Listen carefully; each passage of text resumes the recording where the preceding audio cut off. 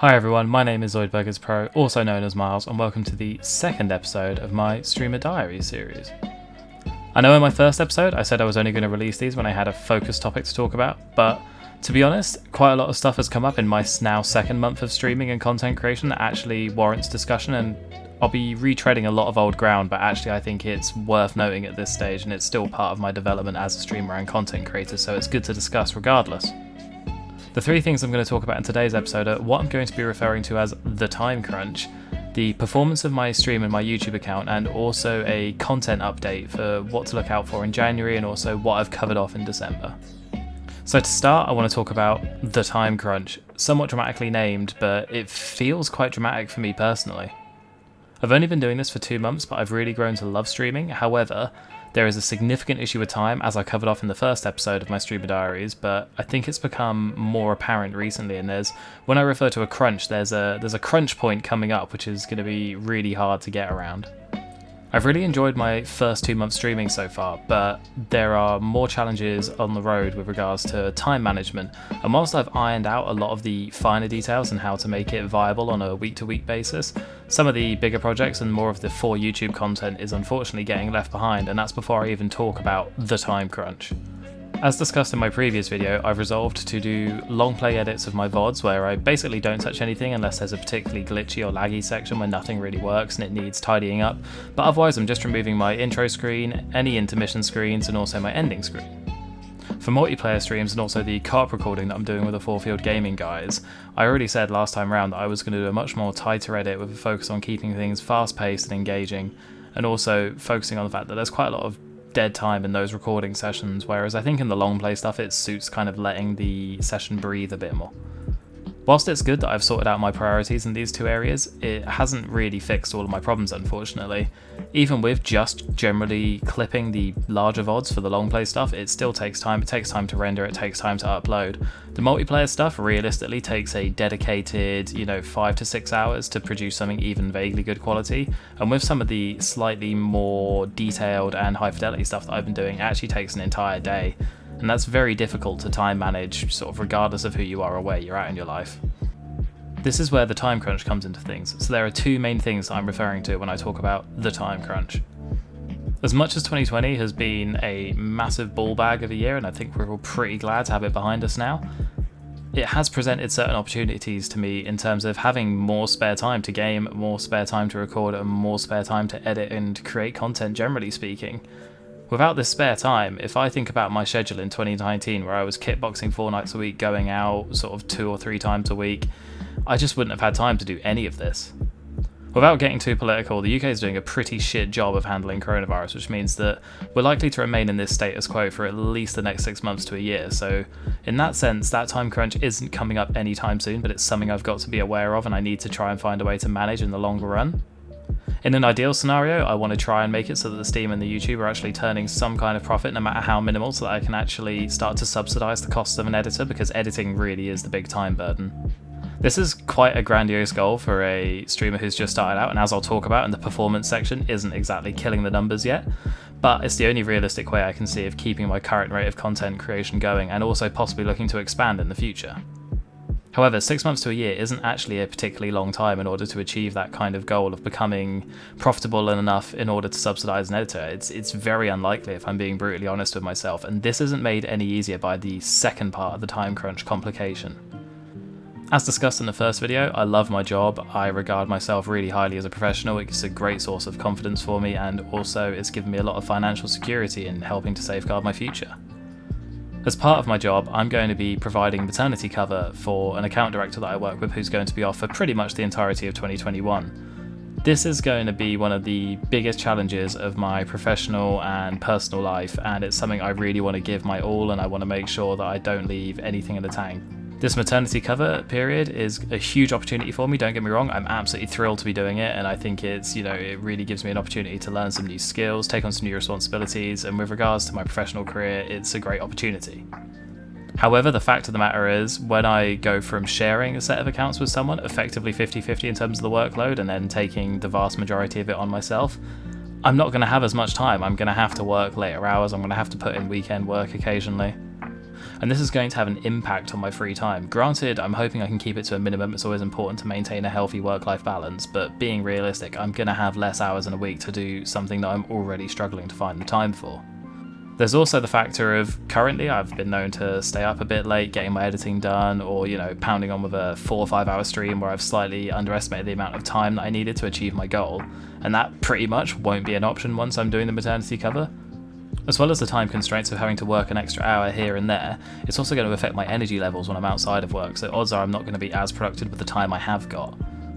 These compound issues should start to come into play around February, mid-February, and at that point I'm going to have to reevaluate how much content I want to put out. In an ideal world, I still want to do everything I've said I'm going to do, and I want to ideally add more in the long run. The time crunch absolutely does not have to spell the end, and it certainly doesn't necessarily even mean I have to make any changes, but I've got to be aware of the fact that A, when I take up this maternity cover, and B, when lockdown starts to ease, I'm going to have to be more creative and more resourceful in how I get things done, and I also want to make sure that I hold myself to a really high standard of quality of content, so that doesn't slip either. Granted, this is a big challenge, but I'm hoping with the extra experience I've gained and also the extra followers I've gained, some of the goals to help combat this, i.e. being able to subsidise an editor, might be more achievable by the end of 2021 and might allow me to carry on with this journey, because I'm absolutely loving it so far and I really don't want to stop anytime soon. This pretty neatly feeds into the next topic, which is the performance of my Twitch account and also the performance of my YouTube account. When I'm talking about performance in terms of Twitch, it's about the amount of followers I have and also the amount of average viewers I have on stream, the kind of engagement I get in chat, all those metrics that I like to take into consideration. Currently on Twitch, progress has been slow but steady, but I have also incrementally added more followers to my list of people that I don't actually know from real life, and that's a really nice feeling, A, because it means that you're actually getting to know people when you're chatting, which genuinely is a huge part of the reason I'm streaming. But B, it also means that I'm not just getting family and friends to sign up. It's kind of a reinforcing feeling of success when somebody who I don't know from Adam decides they want to follow my stream. I really appreciate it.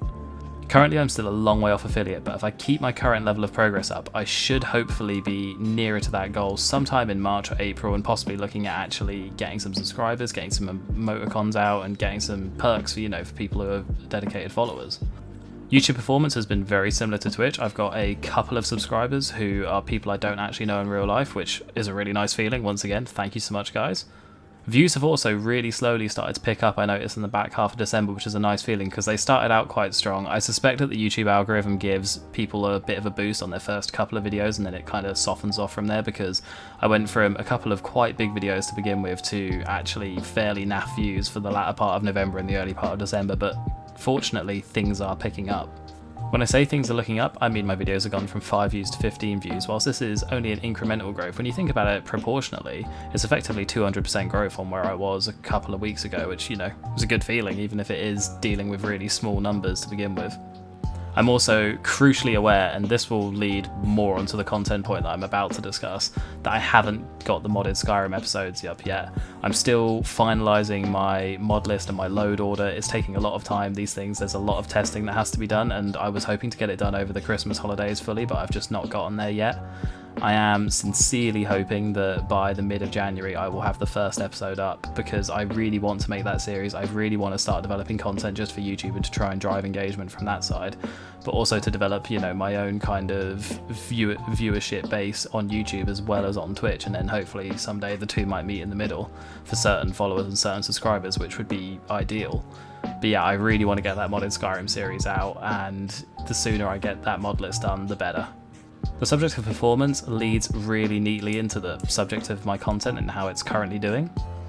I'm still surprised that World of Warcraft seems to be my best stream in terms of gaining new followers and in terms of getting interaction in chat.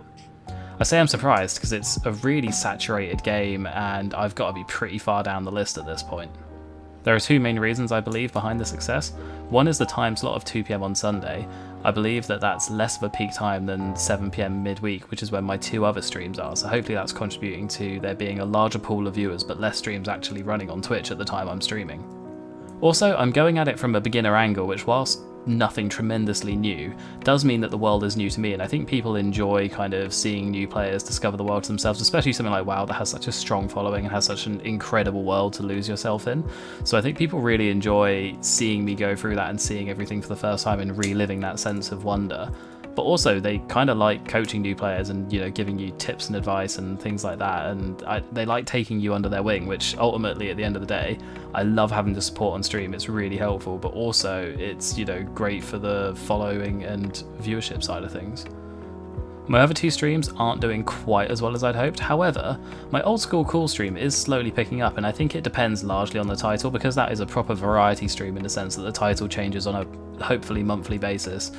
I've so far had Doom 1993 and Half-Life, with Halo CE Lasso going to be January's number, and Half-Life definitely brought a few people out in the sense that I think it's not something that's heavily streamed on Twitch, but if someone's in the mood for it, I actually come quite high up the list. I also think the benefit of streaming these slightly older and perhaps you could argue more cult games is they have a really strong following, so when you do get someone in chat they always want to share, and that's really nice, and I love that interaction.